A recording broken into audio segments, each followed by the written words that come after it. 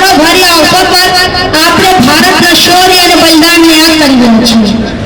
મિત્રો 1857ની પ્રથમ ક્રાંતિમાં ઇતિહાસ રૂપાંતર નથી, પરંતુ અંગ્રેજી શાસન સામે ભારતનો પ્રથમ ઘર્ષણા ભર્યો પ્રકાર હતો।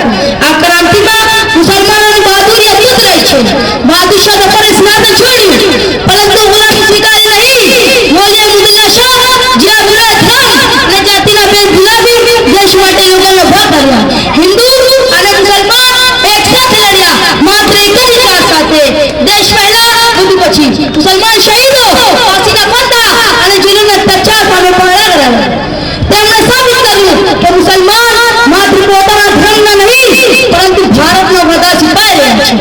દેશ માટે કુરબાની આપી તેમની ઓળખ રહી છે।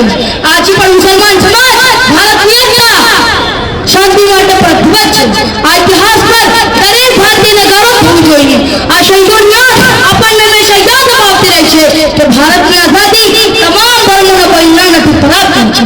તેમાં મુસલમાનોની બહાદુરી, વફાદારી અને કુરબાની ભારતના ઇતિહાસનો ગૌરવ ભરી અધ્યાય છે અને આવનારી પેઢીઓને દેશપ્રેમનો માર્ગ બતાવતી રહે છે।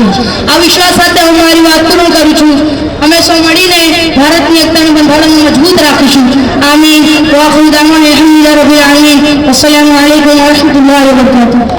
प्यारे अंदाज में, बहुत ही दिलकश अंदाज में दिलों को झिझोड़ने वाली स्पीच दिया है कि किस तरह से हमारे पूर्वजों ने, हमारे बुजुर्गों ने इस देश की कुर्बानी, इस देश की आज़ादी में जो जो कुर्बानियाँ दिया है।